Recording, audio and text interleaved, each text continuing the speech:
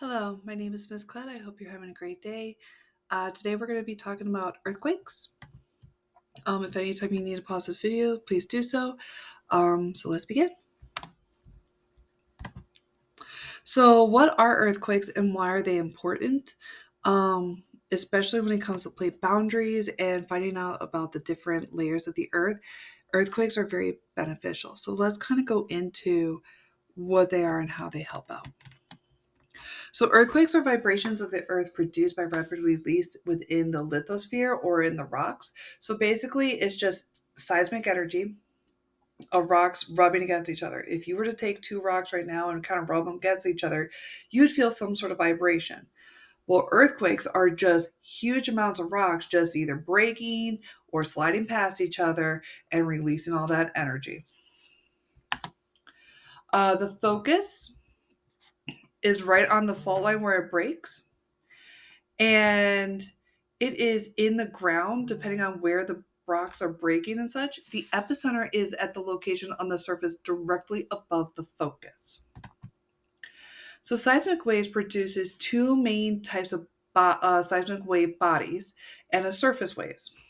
They are the P waves and S waves for the seismic wave body waves, and the surface waves are in itself on their own. So P waves are primary waves. They compress through and they punch. They're coming in and out, in and out, in and out, punching through all the rocks like solids, liquids, and gases.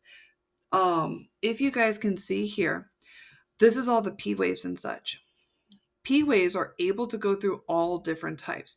Now, the reason why this is like a slightly different angle is because liquid has its own type of density and it throws the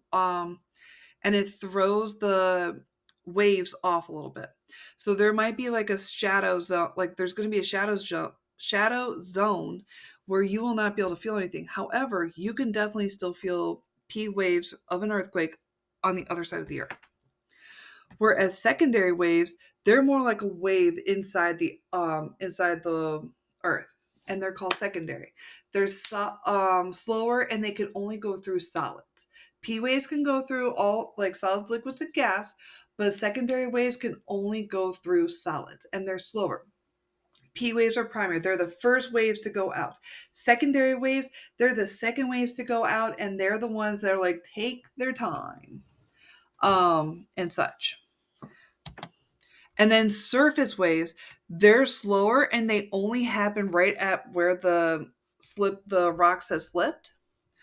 Um, and they're the slower of the two. However, they're much more destructive because they have the bigger waves because this is the last hissy fit that wherever the fault line has moved and such has broke.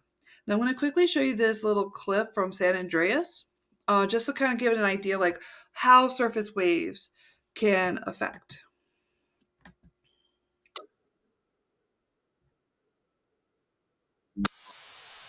So watch right in here.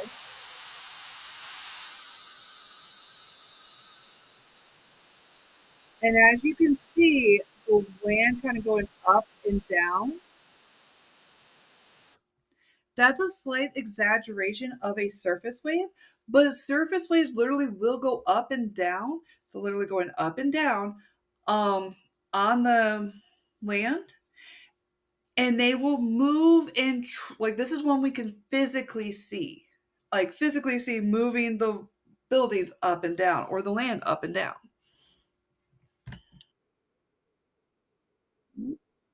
My bad. Alrighty. Now, locating the earthquakes, because of the different speeds we need, it tells us the time based on distance. P waves are the first and fastest. S waves are the second and slowest. So the further distant, like the further the times are between the P and S waves, the further the distance. So for example, at D1, it's very quick because it's not like the seismic station is not far. D2 is a little bit farther off, and D3 is definitely the furthest, based on the times between when the first P wave comes and this first S waves come. And we need to have at least three. So my bad. So, for example, if we were to get rid of, like, say, D3 and only had D1 and D2, there are still two possibilities where the earthquake is, and we need to be more specific. So, we need at least three seismic stations in order to be able to intersect where the epicenter is or where it has occurred. It was discovered like because of earthquakes in 1909. The Croatian seismologist Andrejas Marhakovic presented the first evidence of the different layers of the Earth's mantle or inside the Earth. That's why earthquakes are so important. And plus, earthquakes are found at every type of plate boundary. It is observed that P waves do bend around the liquid outer core, but S waves cannot travel. And it's because of the outer core being a liquid. S waves cannot go through liquid. And that is all. I hope you guys have a great night. I will see you guys here soon, or talk to you guys here soon. If you guys have any questions, please come see me. Bye.